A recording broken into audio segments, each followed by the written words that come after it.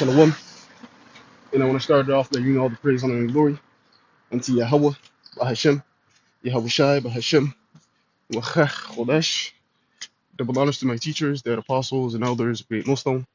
And salutations to you, Akim, that's out there listening, pushing forward this word with truth and sincerity, and your few Akwat as well, that's listening with sincerity. I'm the brother Machaya from the Camp GMS Montreal, coming back with another lesson. And the war in heaven has not happened yet, okay? The war in heaven that's spoken about in Revelation 12:7 on down has not happened yet. Okay? That's a prophecy for to come. Alright? Because we know within the Christian church they teach that, this event already took place. That's why Satan is rebelling against the Lord, which is false. Okay? So let's get into it. Let's read the verse or the account, and then break it down properly. Okay? So this is Revelation 12 and verse 7. It says, "And there was war in heaven. Michael and his angels fought against the dragon, and the dragon fought and his angels." Okay, so this is a future prophecy that is going to take place. All right, because we know that in the midst of WW3, World War III, we know that our Lord Yahweh Shai is going to come back. Okay, and then what? All the troops that's going to be having war one against another, they're going to gather together and fight Yahweh Shai. Okay, and his army and the angels. That's what this is referring to. Michael and his angels, and the dragon and his angels, representing Esau with his military force. Okay, there's gonna be a battle in the skies, man. All right. It says, verse 8, "And prevailed not, neither was their place found anymore in heaven." And they will not win. They will not win this fight. They're going to lose. Okay, they will lose. You see, because the victory is already written, man. All right. Let's just pass this construction so quickly. The victory is already written. Okay. Furthermore, I made the point how that the Lord's gonna come back in the midst of World War III, because what? What does it say? It says, I'm come to bring fire. Well, will I if it be already kindled? Because he's gonna come in the midst of WW3. Okay, let's get that quickly. This is Luke 12 and verse 49. It says, "I am come to send fire on the earth, and what will I if it be already kindled?" Yeah, there's already gonna be turmoil. Okay, there's already gonna be plagues, judgments, and furthermore, there's gonna be war, World War III. Okay, because that is also prophesied in the book of Revelation. How that what the first will let's get that. "And behold, the third one cometh quickly."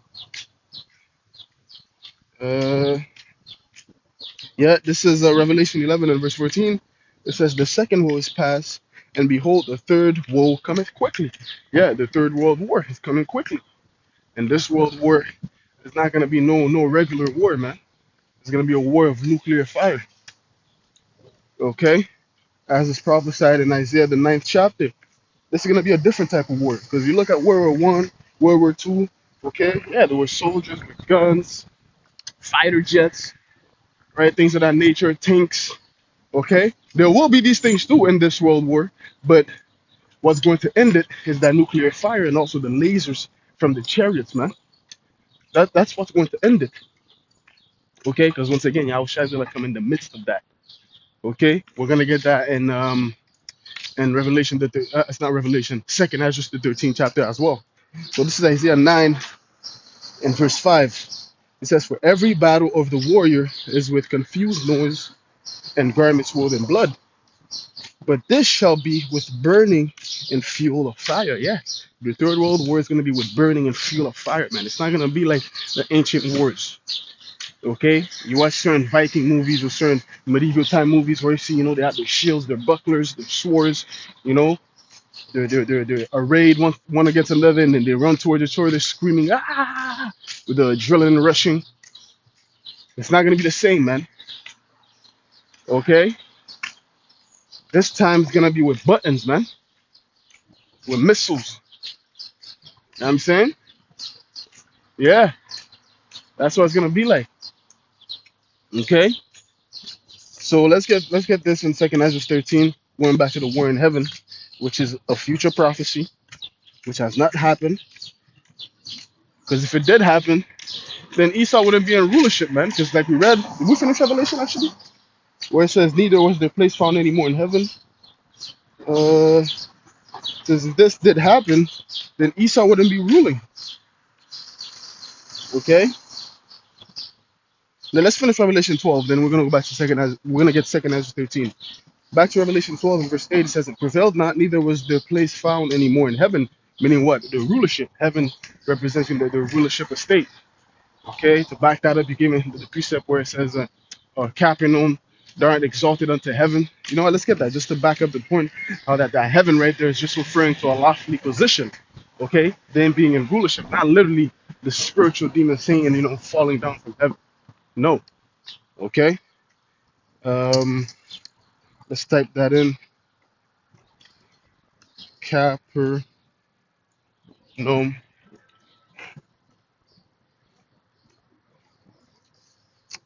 I think it's with a U. Yeah.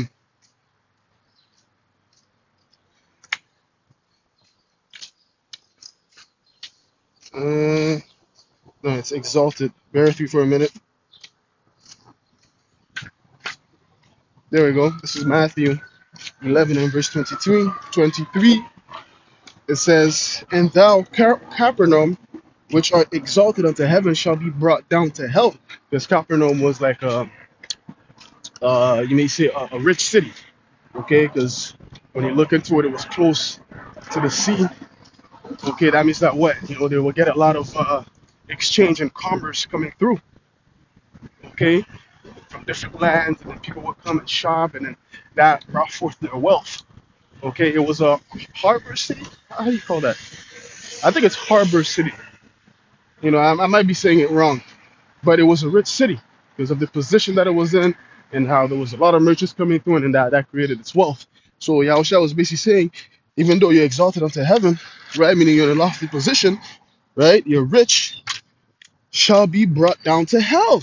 Okay, meaning your riches, the merchants that kept coming through, that's going to stop. Your rich flow, the flow of merchants that you would get, the flow of riches that you would get is going to stop. That's what it means. Okay? And if the mighty works which had been done in thee had been done in Sodom, it would have remained until this day. Because there was a lot of unbelievers in that city, man. You know what I'm saying? They didn't believe in the miracles. So it's Yahushua even said, yo, Sodom, if they saw the miracles, they would have repented. That shows you how wicked that place was, man. How much more now? But anyways, that was the point, man, just to bring out, the heaven part, right? So it goes on back in Revelation 12 and verse 9. It says, and the great dragon was cast out, that old serpent called the devil and Satan. Okay, that old serpent going back to who? To the serpent in the garden, which was a man with serpent-like characteristics. Okay, it was not a little serpent slithering in the garden. Evil. No, it was a man with serpent-like characteristics. Okay, when you look up the definition of serpent, it was like the cunning, sly, okay, so on and so forth. That's the type of man, okay, that was back there in the garden deceiving Eve, which is who back here today? Esau, Edom, man. Okay, so it's telling you he's going to be cast out, all right, and Satan, which deceiveth the whole world. Who's deceiving the whole world? Esau, through his media, through his sorcery. He was cast out into the earth, and his angels were cast out with him, meaning they weren't victorious. Okay, they lost the fight because really it's a futile battle, man. Because we know, I'm saying that the forces of the angels, the forces, the Yahushua's power, man, cannot compare it to the low technology that Esau has with his fighter jets and his little lasers, his other weapons that he has we don't know of. That can't compare to the spirit, man. Isaiah 31 and 3. Okay, so let's get this Second Ezra 13, and we're gonna read verse We'll start at verse, let's see here. We'll start at verse 1. You know what? For time's sake, I'm going to get to the point. This is the vision that Ezra saw of Yahushua coming back, okay, and making war with the troops. All right? This is 2nd Ezra 13. You know what? Let's start at 1. And it came to pass, after 7 days, I dreamed a dream by night. And lo, there arose a wind from the sea, that it moved all the waves thereof. And lo, and he said, and behold, and I beheld, and lo, that man walked strong with the thousands of heaven. Who's that man? Yahushua, with the angels. That's the thousands of heaven. Even Enoch prophesied about that. You know, it speaks about that in the book of Jude. Okay? And you see, the victory was already written even from the top, man. Shit. Victory was already written from time, man. Okay? Enoch prophesied about these things, man. That was years ago. Okay? Because what? The Lord declares the end. Like it says in Isaiah 42, I want to say, it declares the end before the beginning. Roughly paraphrasing. Yeah. It says, and when he turned his countenance to look, all things trembled that were under him. Yeah, because every living being is going to feel the spirit of Yahushua once he cracks the skies and comes in this earthly realm. Okay, once he comes from the spiritual realm to the realm that we'll live in, everybody's going to feel it. Okay? All things are going to tremble. And whensoever the voice went out of his mouth, they all burned that heard his voice, like as the earth filled when it filled the fire. Yeah, that's that spiritual blast, man. That he's gonna set, okay, to turn these troops, these soldiers into powder. Okay, and whatever he deems to be burnt up, man. It says, and after this I beheld, and lo, there was gathered together a multitude of men out of number from the four winds of the heaven to subdue the men that came out of the sea.